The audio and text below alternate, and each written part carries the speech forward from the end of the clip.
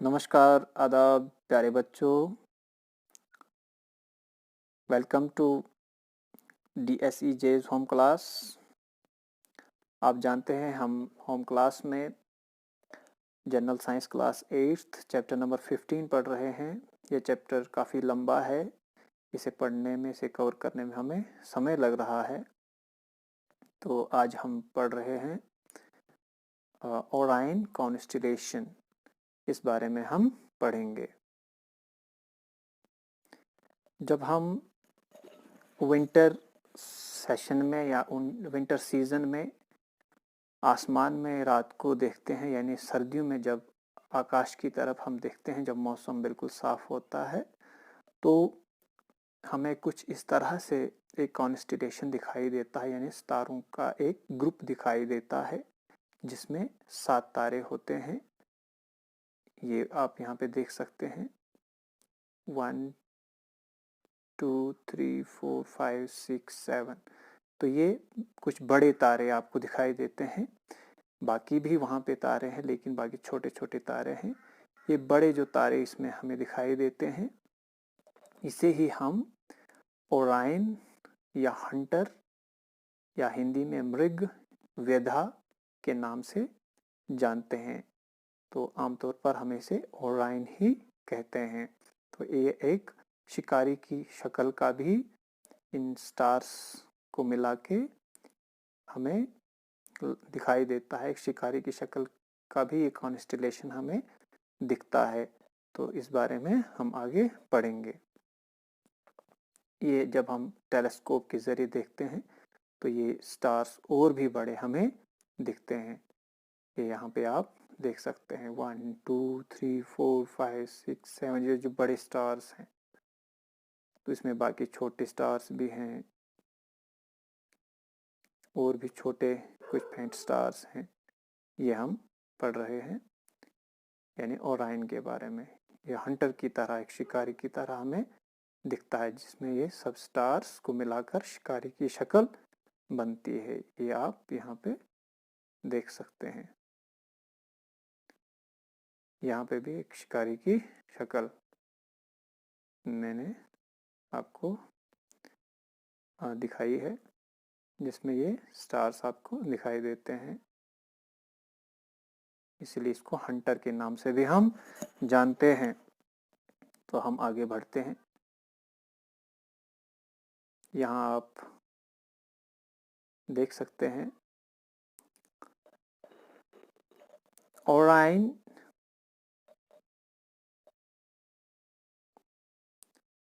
तो हम ओराइन के बारे में यहाँ पढ़ेंगे। ओराइन और हंटर और मृगा और व्याधा। ओराइन को हंटर के नाम से भी जाना जाता है, यानी शिकारी। हंटर शिकारी को कहते हैं।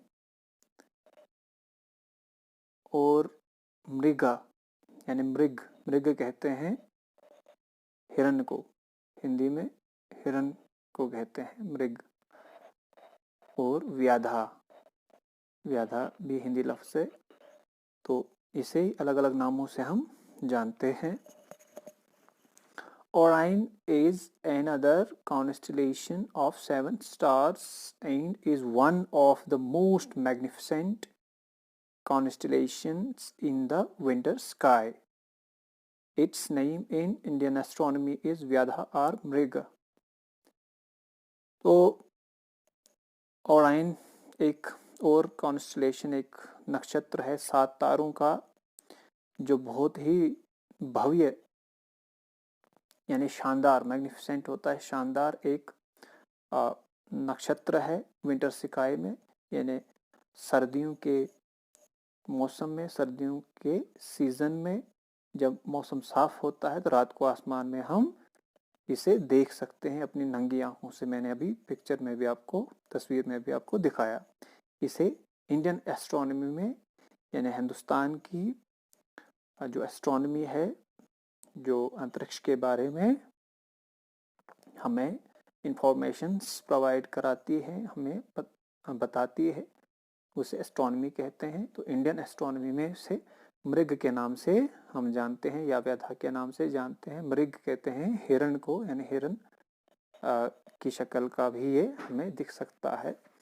It looks like a Hunter with his shield and club appraised. ये हमें एक शिकारी की तरह भी दिखता है, जो अभी मैंने पिक्चर में आपको दिखाया है, जिसमें एक हाथ में उसे शील्ड यानी एक कवच की तरह, एक प्रोटेक्शन के लिए कवच जैसा होता है, वो एक हाथ में दिखाई देता है, और दूसरे हाथ में क्लब जैसा यानी एक गधा की तरह आपको उसे दिखाई दे, बड़ा सा एक डंडा जैसा या एक बड़ा चाकू की तरह भी वो हमें दिखता है।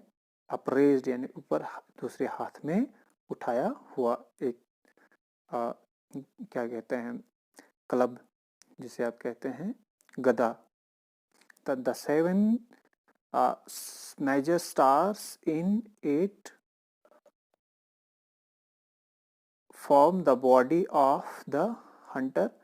The head and limbs are formed by faint stars not shown in figure 15.5. तो फिगर भी अभी मैं आपको इसकी शक्ल भी दिखाऊंगा। तो इसमें जो बड़ी स्टार्स हैं उनसे इस हंटर की, शिकारी की बॉडी बनाई गई है। The head and limbs are formed by faint stars. जो बाकी छोटे स्टार्स हैं उनसे उसकी जो लिम्ब्स हैं यानी पैर, इनकी उसकी टांगें, हाथ या बाजू वगैरह बनाए गए हैं, जो यहाँ पर नहीं दिखाया गया है। पिक्चर में थोड़ा सा मैं और दिखाऊंगा आपको। यहाँ पर ये आप यहाँ पर देख सकते हैं, ये शील्ड जो अभी हमने पढ़ा, कवच जैसा शिकारी का, यहाँ पे ये गदा जिसे क्लब कहते हैं जो ऊपर उठाए हुए है, ये एक हैंड में, एक बाजू में। ये जो छोटे स्टार्स हैं उनसे इसकी जो टांगे हैं लेग से बनाई गई हैं।